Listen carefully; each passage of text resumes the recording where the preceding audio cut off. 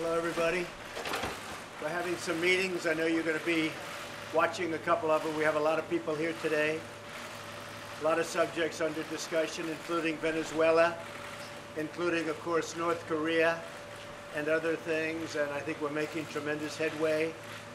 We'll be spending quite a bit of time here. And then during the weekend, as you know, toward the end, we go into Manhattan, where I have a lot of meetings scheduled in Manhattan.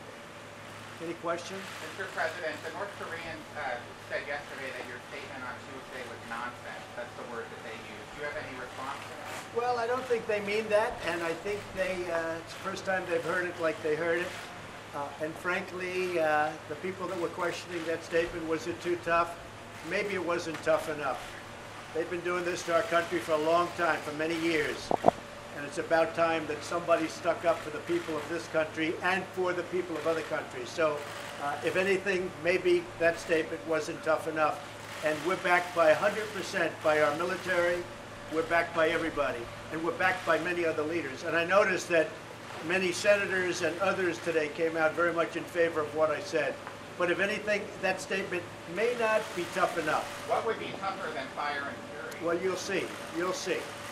Mr. President, is one of the options being considered a preemptive strike, a first strike? We don't talk about that. I never do.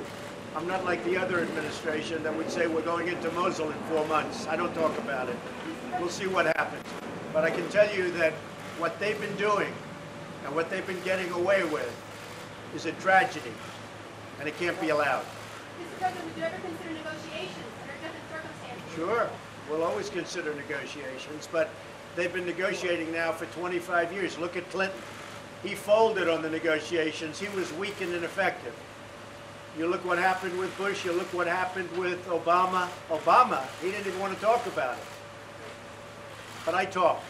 It's about time. Somebody has to do it. Somebody has to. You talk about your relationship with Senator McConnell. I just want him to get repeal and replace done. I've been hearing repeal and replace now for 7 years, but I've only been doing this for 2 years, and I've really only been doing this for 6 months, but I've been running. So now it's almost 2 years, and all I hear is repeal and replace. And then I get there, and I said, where's the bill? I want to sign it, first day, and they don't have it. And they passed repeal and replace, but they never had a president, frankly, or a Senate that was going to do it, but they never had a president, so it didn't matter. So I say very simply, where is repeal and replace? Now I want tax reform and tax cuts. We're going to reduce taxes for the people. We pay more tax than anybody in the world, and we're going to reduce taxes. So I say tax cuts, tax reform, and I want a very big infrastructure bill where we're working on that very hard already, and we can do that. And we may even get bipartisan on infrastructure, but we want to have it. But I said, Mitch, get to work and let's get it done. They should have had this last one done. They lost by 1 vote. For a thing like that to happen is a disgrace. And frankly, it shouldn't have happened. That I can tell you. Should Senator McConnell consider stepping down as majority leader? There's some conservative analysts, including Sean Hannity, who say it's time for him to retire. Well, I'll tell you what, if he doesn't get repeal and replace done, if he doesn't get taxes done, meaning cuts and reform, and if he doesn't get a very easy one to get done, infrastructure, if he doesn't get them done, then you can ask me that question. So what is that? A yes You or a can no? ask me the question. That means ask me that question. Mr. President, Let's hope he the opioid gets it. crisis an emergency, and if so, why haven't you declared it? The opioid crisis is an emergency, and I'm saying officially right now it is an emergency. It's a national emergency. We're going to spend a lot of time, a lot of effort, and a lot of money on the opioid crisis. But you need emergency powers to address it. We're going to draw it up, and we're going to make it a national emergency. It is a serious problem, the likes of which we have never had. You know, when I was growing up, they had the LSD, and they had certain generations of drugs. There's never been anything like what's happened to this country over the last 4 or 5 years. And I have to say this, in all fairness, this is a worldwide problem, not just a United States problem. This is happening worldwide. But this is a national emergency, and we are drawing documents now to so attest.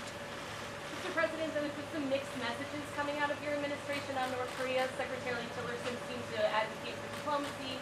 Secretary Mattis seems to advocate for more... There are no mixed messages. There are no mixed messages. I heard I mean, to be honest, General Mattis may have taken it a step beyond what I said. There are no mixed messages, and Rex was just, stating the view. Look, here's the view. I said it yesterday. I don't have to say it again. And I'll tell you this, it may be tougher than I said it, not less. It may very well be tougher than I said it. Okay? How about one more? Can you offer any assurance to the American people who are understandably anxious about the situation with North Korea? They see images of these missiles coming up in the air, the threat to Guam. They see your statement about fire and fury. Should they be comfortable that you have this under control? The people of this country should be very comfortable. And I will tell you this, if North Korea does anything in terms of even thinking about attack of anybody that we love or we represent or our allies or us, they can be very, very nervous. I'll tell you what, and they should be very nervous because things will happen to them like they never thought possible, okay? He's been pushing the world around for a long time, and I have great respect for what China and what Russia did, and those 15, we got a 15-0 vote. I have great respect for China and Russia, what they did on sanctions.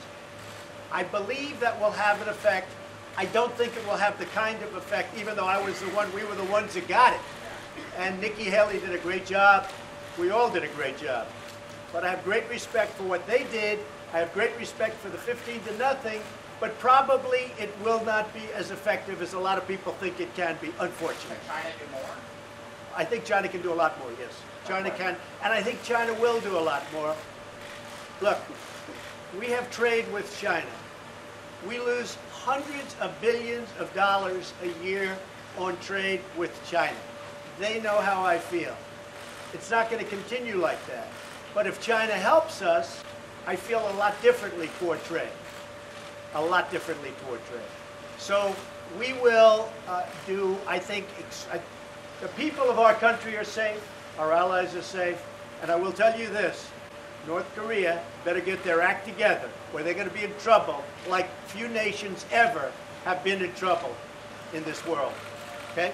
Thank you very much. We're going down to the other side, and we're going to take a few more questions, okay? Thank you. Thank you.